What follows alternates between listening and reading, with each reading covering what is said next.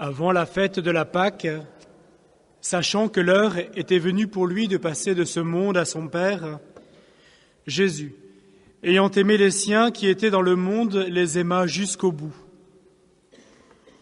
Au cours du repas, alors que le démon avait déjà inspiré à Judas Iscariote, fils de Simon, l'intention de le livrer, Jésus, sachant que le Père a tout remis entre ses mains, qu'il est venu de Dieu et qu'il retourne à Dieu, se lève de table, quitte son vêtement et prend un linge qu'il se noue à la ceinture. Puis, il verse de l'eau dans un bassin, il se met à laver les pieds des disciples et à les essuyer avec le linge qu'il avait à la ceinture. Il arrive ainsi devant Simon-Pierre, et Pierre lui dit, « Toi, Seigneur, tu veux me laver les pieds ?» Jésus lui déclara, « Ce que je veux faire, tu ne le sais pas maintenant. Plus tard, tu comprendras. » Pierre lui dit, « Tu ne me laveras pas les pieds, non, jamais. » Jésus lui répondit, « Si je ne te lave pas, tu n'auras point part avec moi. » Simon-Pierre lui dit, « Alors, Seigneur, pas seulement les pieds, mais aussi les mains et la tête. » Jésus lui répondit, « Quand on vient de prendre un bain, on n'a pas besoin de se laver, on est pur tout entier. Vous-même, vous êtes purs, mais non pas tous. » Il savait bien qui allait le livrer, et c'est pourquoi il disait, « Vous n'êtes pas tous purs. » Après leur avoir lavé les pieds, il reprit son vêtement et se remit à table. Il leur dit alors, « Comprenez-vous ce que je viens de faire ? Vous m'appelez Maître et Seigneur, et vous avez raison, car vraiment je le suis. Si donc, moi, le Seigneur et le Maître, je vous ai lavé les pieds, vous aussi, vous devez vous laver les pieds les uns aux autres. C'est un exemple que je vous ai donné, afin que vous fassiez, vous aussi, comme j'ai fait pour vous. » Acclamons la parole de Dieu. Louange à toi, Seigneur Jésus.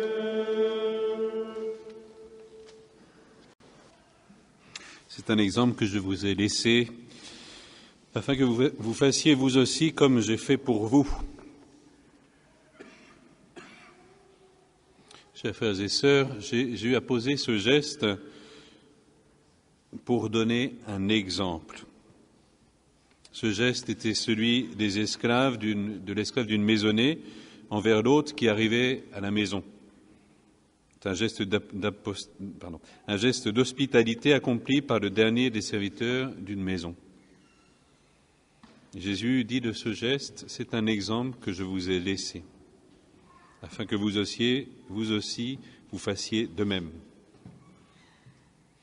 On pourrait se poser la question, mais laver les pieds de quelqu'un, qu'est-ce que ça veut dire concrètement pour nous aujourd'hui ? Il y a quelques semaines, on avait une retraite à la communauté, et c'était des couples, et donc on avait médité sur ce texte pour se préparer à cette nuit de Pâques, et j'aurais posé la question, qu'est-ce que ça veut dire concrètement se laver les pieds dans un couple ou dans une famille ? Je ne cache pas que les réponses n'étaient pas abondantes. On pourrait se poser la question, qu'est-ce que ça veut dire, non seulement dans un couple, dans une famille, en communauté, entre frères et sœurs, entre voisins, qu'est-ce que ça signifie aujourd'hui ? Comment je vis ce lavement des pieds aujourd'hui ? Évidemment, cette question n'est pas à répondre de façon intellectuelle, mais de façon concrète. Qu'est-ce que ça veut dire pour moi aujourd'hui, suivre cet exemple de Jésus ?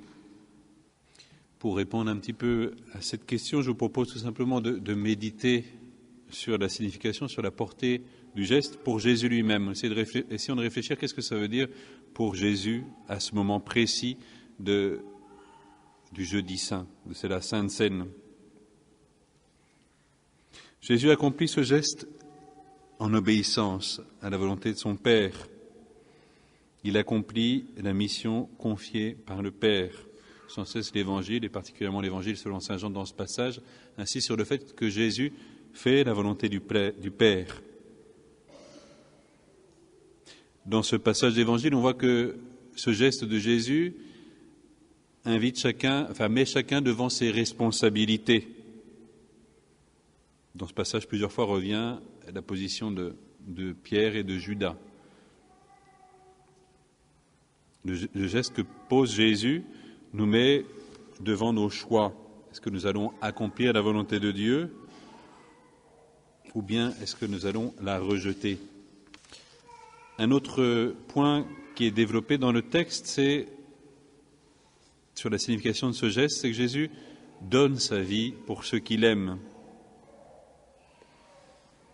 Sachant que l'heure était venue pour lui de passer ce monde à son Père, Jésus, ayant aimé les siens qui étaient dans le monde, les aima jusqu'au bout, jusqu'à l'extrême, disent d'autres traductions. Donc, la signification de ce geste, c'est l'amour. Vous savez que dans l'Évangile selon saint Jean, il n'est pas écrit le récit de l'institution.